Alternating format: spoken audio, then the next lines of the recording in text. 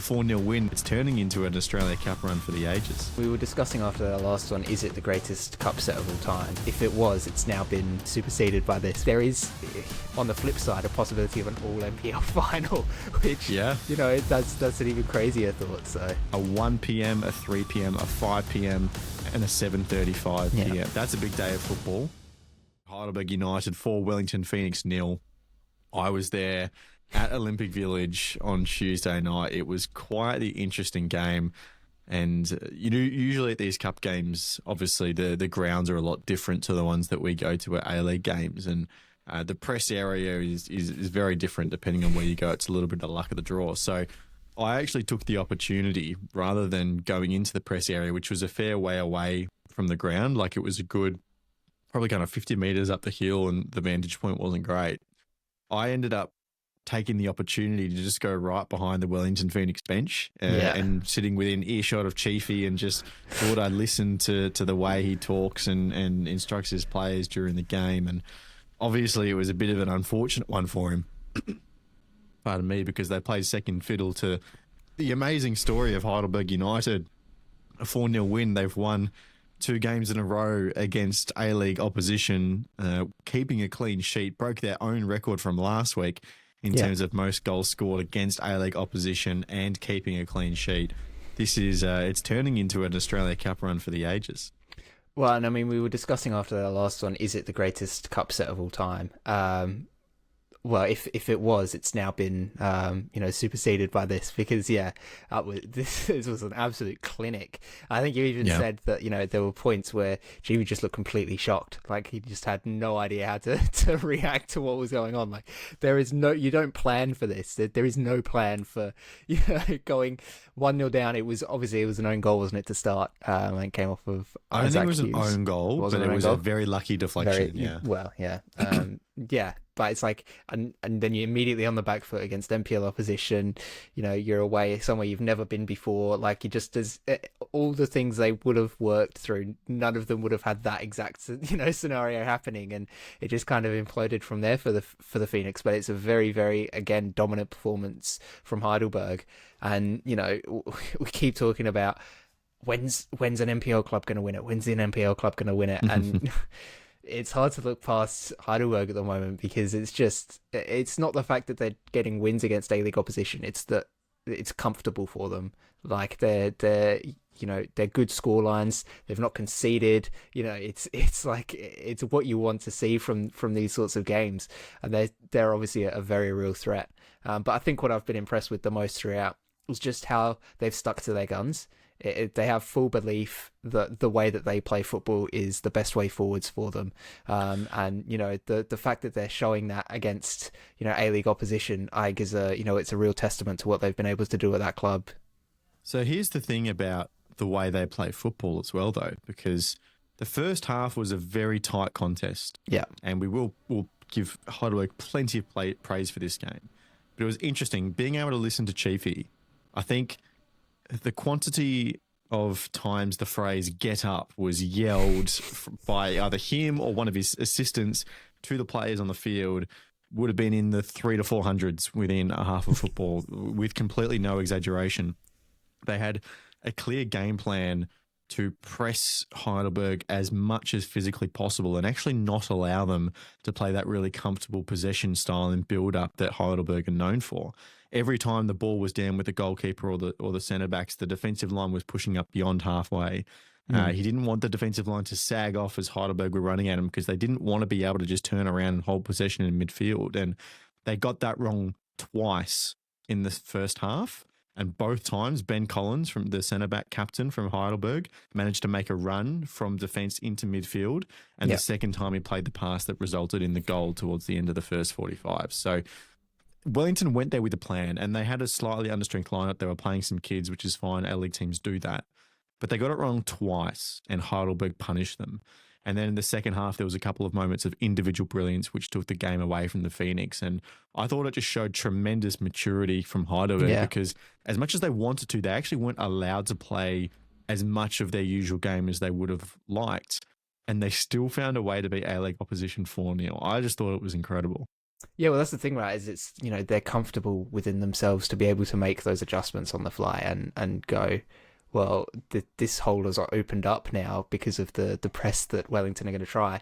I'm just going to run with the ball until they stop me, sort of thing, and then obviously, there's a great pass I can play here, bang, perfect, job done. So yeah, I think it shows, yes, a maturity, but also a confidence in their own ability and a belief that they can get the job done on any day against anybody.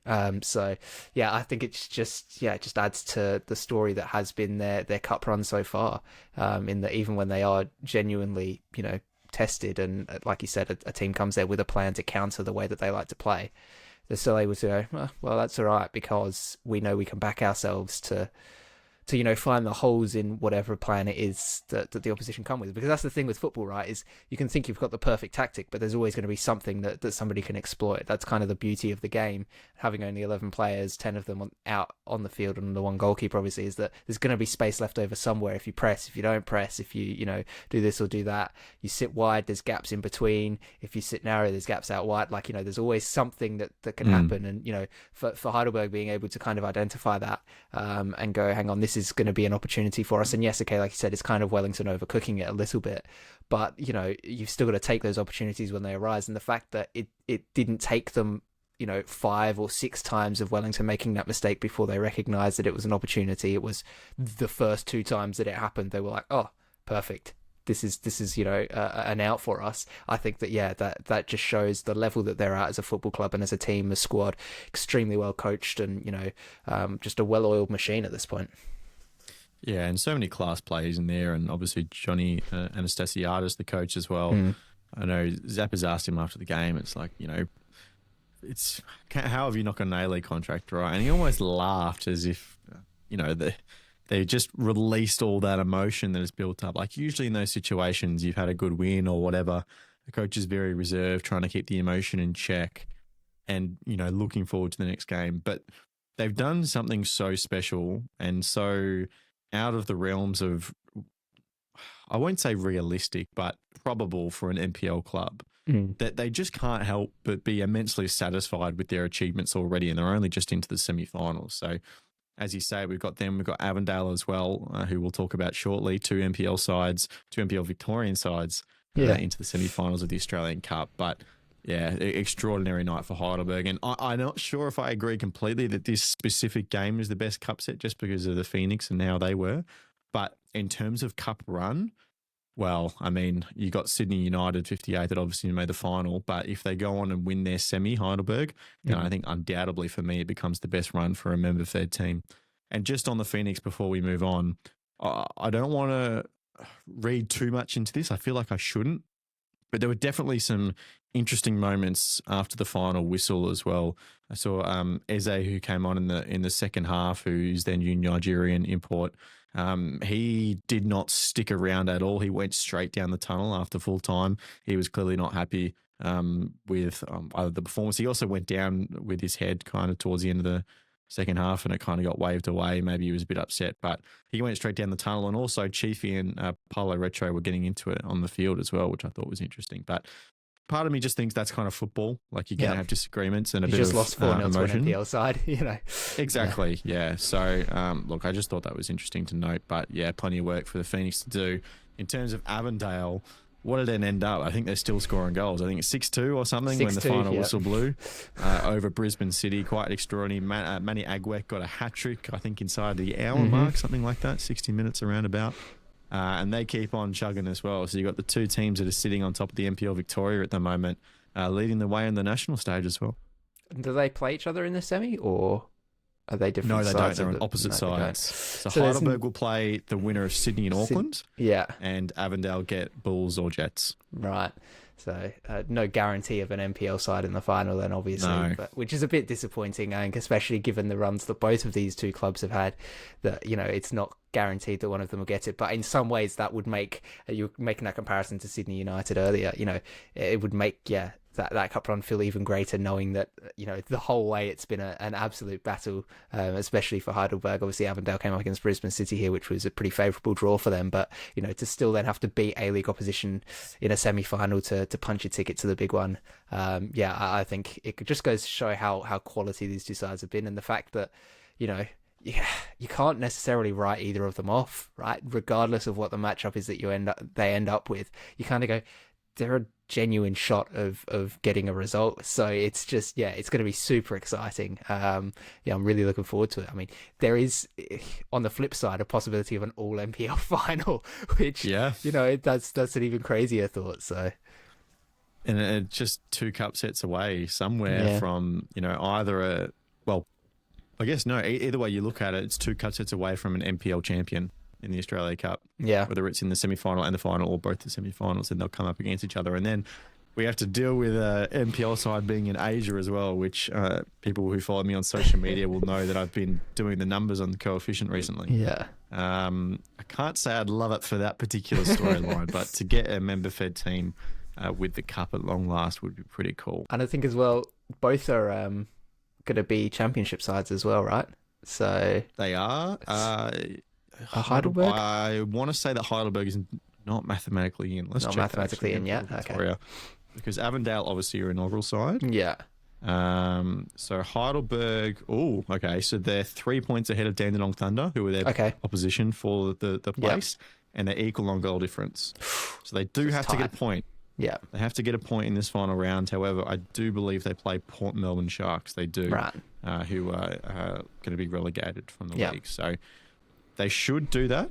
But that is still going to the final round. But yes, Heidelberg are likely to be in the Australian Championship. So decent advertisement then for the Championship as well, to go look at this. 2 of our sides are in the semi-finals of the Australia Cup. Absolutely. We're going to get the cup rounds into NPL finals, into the Championship, which is a great runway for the calendar when you look at it like that. For sure. It's going to be just, it's awesome to finally have that competition, you know, actually there. It's not just a case of it will be there. It's upon us. It's, you know, literally weeks away. Mm-hmm. It's awesome. Well, we'll use that as a bridge then, because we got the complete fixture drop for the competition as well. Obviously, some teams are still to etch their names into it, but, you know, we have Victorian Premier, New South Wales Premier, Tasmanian Premier, whatever, in the kind of little slots. Just placeholders. Exactly. But what jumped out at me clearly is they've changed a little bit in terms of the timings of some of the games that they said originally, but it's generally the same thing. We got a game on a Friday night, which is a marquee slot, and back-to-back fixtures for an extended Super Saturday when we get into the A-League season as well. My count has it, I think, at 4 weeks. 4 games. We'll have 4 rounds, a 1 p.m., a 3 p.m., a 5 p.m., and a 7:35 p.m., of course, split between the Championship and the A-League. So that's a big day of football. And then the rest of the games are split between a 1 o'clock and a 4, or maybe a 1:30 and a 4:30, something like that. So twilight slot on the Sunday as well for the rest of them. But having that run of games on the Saturday, especially if you're a European fan, go into the 9:30 Prem game as well. That's a lot of football for one day. That's a long day. That's a long day for even the most hardcore of football fans. But it would be, it's you know, have some mates around and, you know, put the barbecue on, have some drinks and watch football all afternoon into the evening. It's definitely an appealing thing. And I mean, the only real complaint that we've seen is kind of it's very early to have a 1 p.m. kickoff on a Saturday. You know, is it going to be too hot? But I think that, you know, in sort of October, November, you'll be all right for it. It shouldn't be too much of an issue. It's as it gets deeper into summer that heat usually becomes an issue. But that's really just about all you can complain about. I think that they've absolutely knocked it out of the park. And the idea of just having a bunch of games to be able to watch back to back, and, you know, the Friday night sort of prime time slot is awesome as well. It's awesome to have these fixtures and sort of know what to expect now and be able to plan some stuff out and, you know, go, right, this is the game to pay attention to on this weekend and stuff like that. Yeah, it's gonna be awesome. Can't wait. And I do like that, despite the calendar difficulties, obviously this is the time of year it makes sense to have it, but they're not competing with the A-League as much as possible. You know what I mean? They're almost kind of working with it in tandem in a way, you know, like it's. Exactly. Let's have this runway of the 1 and 3 into the 5 and 7:30, and let's kind of make this work for everyone and have that opinion about it, which I think is really cool. But then obviously you lead into the A-League, and this brings us back nicely to the Australia Cup because we've got these weekend games coming up. Auckland FC versus Sydney FC. We'll get to their transfer issues in a second, but what do you make of that matchup, and then the Bulls and the Jets as well? Oof. Yeah, Auckland and Sydney are two very, very good sides. I mean, Sydney, the problem with Sydney, yes, is kind of there's a lot of uncertainties in their squad and the way they play football, and they were a bit disappointing last season. Well, not a bit, they were incredibly disappointing last season for the squad they put together, and yeah, but they've managed to make the quarterfinals here. But Auckland, I think, are just too tough. I think that Auckland have done a good job in keeping a pretty decent core group of players around from last season, and it just seems like they're going to be more comfortable. But Sydney have the advantage of playing at home. Auckland have to travel, which this early in the preseason as well is not particularly ideal. So, I mean, it's that one's kind of up in the air, but I think that Auckland just have a bit too much class, and just with all the sort of question marks hanging over Sydney at the moment and their squad and who's actually going to be in the team and all that. Yeah, I think I've got to go with Auckland for that one. Yeah, I think I'm with you. And then the Jets and the Bulls is really interesting. And I said this, I think I said it on a different program actually. But I think the comparisons between these two teams are really interesting in terms of squad building. Because you've got the Jets, who are obviously just young guns bringing the kids. They've got Mark Milligan, young coach who's trying to make his mark. And then the Bulls with a very Moneyball kind of tactics, as we've spoken about. And we've got another one of those, obviously Damien De Silva. We talked about him before, but he's confirmed now as a new transfer to the club. That's just another one of those kind of signings. Yeah. And the fact that they've built a really experienced squad, and obviously I'm looking forward to the ACL2 as well, and hoping with optimism that they can go deep in that competition. They have got a team that can win now. So you got the exuberance of the Jets versus the experience of the Bulls. I'd probably just give it towards the latter just a little bit. A little bit, but I'm actually kind of interested because I think that these two teams are ones that we will see have a drastic improvement over where they finished in the league last season. I think that both clubs have done a good job in terms of their recruitment.